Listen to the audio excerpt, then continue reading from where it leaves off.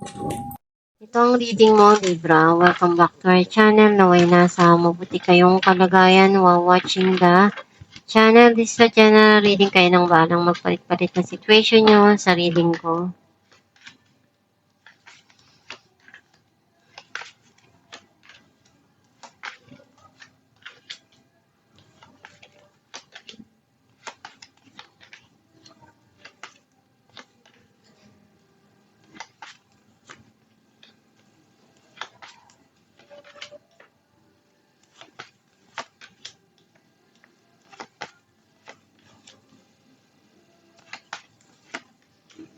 At the bottom of the deck, Three of Pentacles.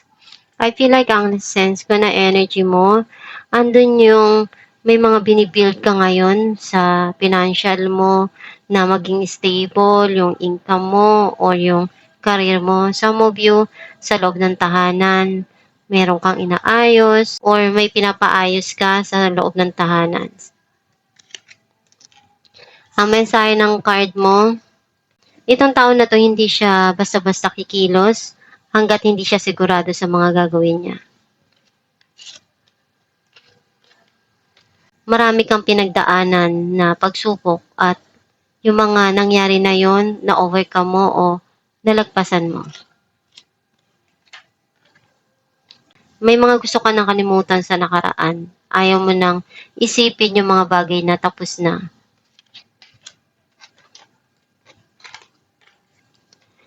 May mga pangarap ka na gusto mong ma-achieve sa buhay pero hindi mo alam kung paano mo gagawin yon or paano mo makukuha yun. Kung ano yung meron ka, nagbibigay ka. Some of you, you need to balance yung mga ginagawa mo sa buhay.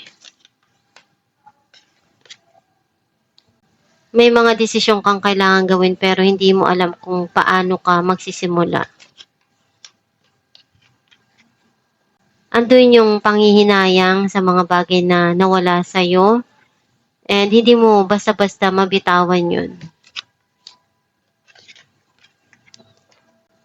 Kailangan mong habaan yung pasensya mo dahil may mga sitwasyon na masusubok ka kung gaano kahaba yung pasensya mo o may mga kailangan kang desisyon na gawin at kailangan mo pag-isipan na yun ng mabuti. You learn a lot dun sa mga past situation na nangyari o pinagdaanan mo sa buhay. Meron ka ditong tinatago sa sarili mo na gusto mo ikaw lang nakakaalam. Some of you, you need to listen to your inner self or intuition mo. Nagja-juggle ka, hindi mo mapagdesisyonan right now. Kailangan mong alamin kung ano yung mas makakabuti para sa'yo o dun sa sitwasyon. Nagkaroon na ng end of cycle yung mga nangyari sa nakaraan at ngayon may new cycle na darating sa buhay mo. Some of you, may darating na travel dito. Clarify natin King of Pentacles. Ten of Pentacles and Four of Pentacles.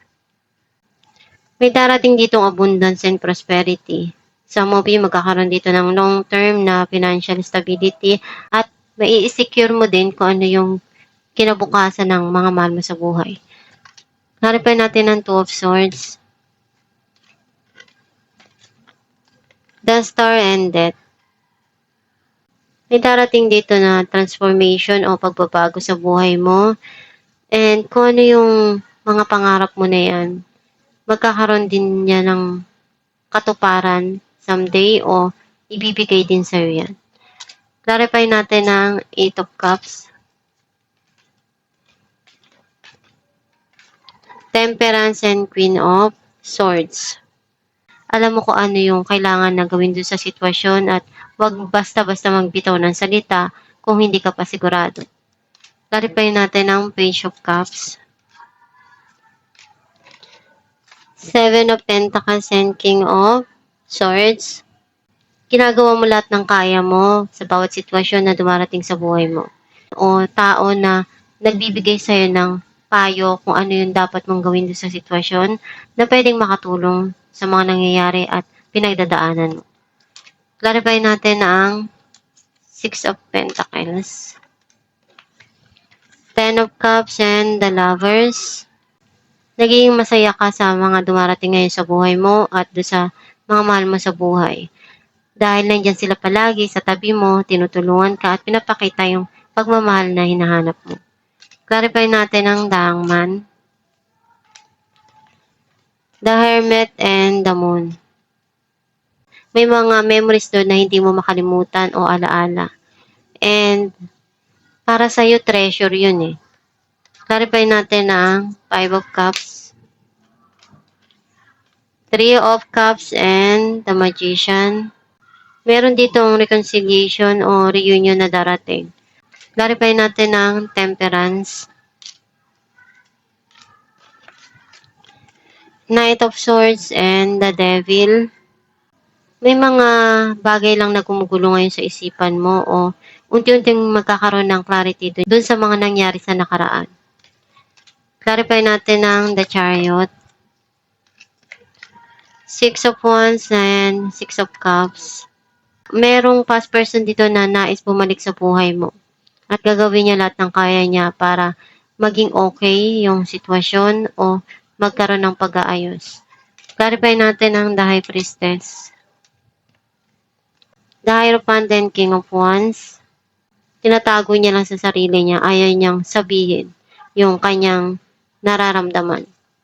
Clarify natin ang Two of Pentacles,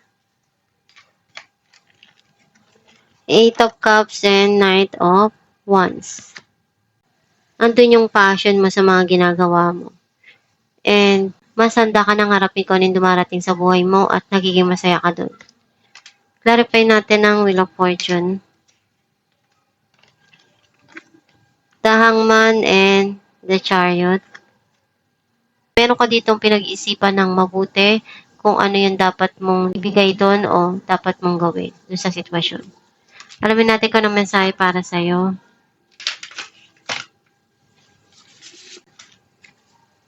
Shelter. You have decided to journey backward. You miss the untraveled version of yourself. You shut people out for a while, knowing there is work to be done. You worry that others have an overwhelming effect on you. Too many opinions, too much judgment and influence. Time to make up your own mind. Who are you when it's just you? Ang mensahe para sa'yo na kailangan mong alamin sa sarili mo kung ano yung mga gusto mong mangyari sa buhay mo. And isipin mo lang palagi yung mga na-experience mo sa nakaraan o mga pinagdaanan mo. Gawin mong inspirasyon yon para magpatuloy sa buhay at harapin yung mga dumarating sa buhay mo. Huwag kang basta-basta susuko at gawin mo lahat ng kaya mo para maabot yung mga pangarap mo.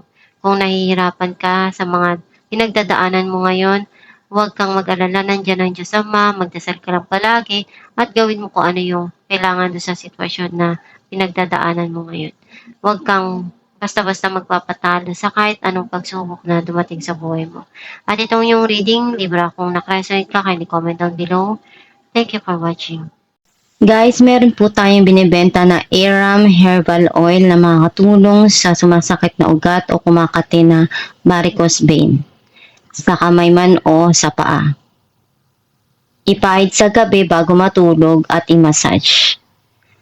And nakakatulong din siya na mag-fade ang iyong varicose vein. Ipahid 2 times a day at i-massage araw-araw. Gawin mo ito araw-araw para mag-fade yung varicose mo.